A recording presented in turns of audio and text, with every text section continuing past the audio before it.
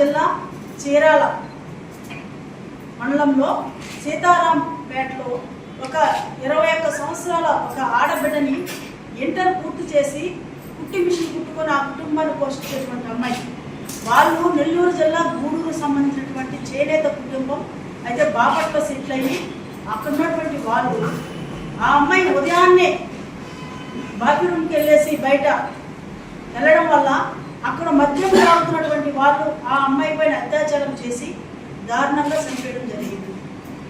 అయితే ఆ విషయం తెలుసుకున్నటువంటి రాష్ట్ర ముఖ్యమంత్రి వర్యులు నారా చంద్రబాబు నాయుడు గారు వెంటనే స్పందించి శాసనసభలో ఉన్నా కూడా ఆ బిడ్డకి ఒక ఆడబిడ్డ బలైపోయింది, ఆ కుటుంబానికి ఒక అండగా నిలబడాలి, ఆ దుర్మార్గుల్ని శిక్షించాలి అనే ఉద్దేశంతో వెంటనే హోమ్ మినిస్టర్ అనిత గారిని ఆదేశించి పోలీస్ డిపార్ట్మెంట్ మొత్తాన్ని కూడా పంపించి అలర్ట్ చేయడం జరిగింది.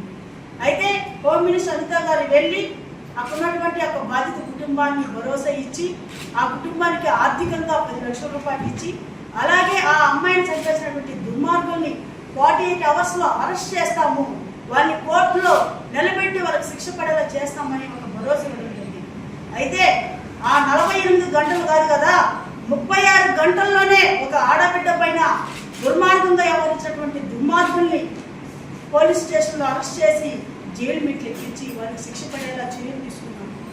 ఈరోజు మేమందరం కూడా ఆంధ్ర రాష్ట్రంలో ఈరోజు మహిళలు ఊపిరి పీల్చుకుంటున్నాం. గత 5 సంవత్సరంలో ఎన్నో ఇబ్బందులు, మహిళల పైన అత్యాచారాలు, దాడులు జరిగితే ఏ రోజు కూడా ముఖ్యమంత్రి గారు ఆనాటి జగన్మోహన్ రెడ్డి గారు బయట వచ్చి స్పందించి భరోసా ఇచ్చినటువంటి పరిస్థితులు లేవు. చంద్రబాబు నాయుడు గారు అధికారంలోకి వచ్చి 20 రోజులు కూడా కాల, కానీ ఈ రోజు ఆడబిడ్డలకి ఏ ఒక్క ఆడబిడ్డ బలి కాకూడదు, ఏ ఒక్క బిడ్డ కూడా అన్యాయం జరగకూడదని ఆ యొక్క ఆడబిడ్డకి నేనున్నా చంద్రన్నగా అని చెప్పి ఈ రోజు భరోసా ఇచ్చారంటే ఈ రోజు మహిళలందరం కూడా చంద్రబాబు నాయుడు గారికి కృతజ్ఞత భావంతో ధన్యవాదాలు తెలియజేస్తున్నాం.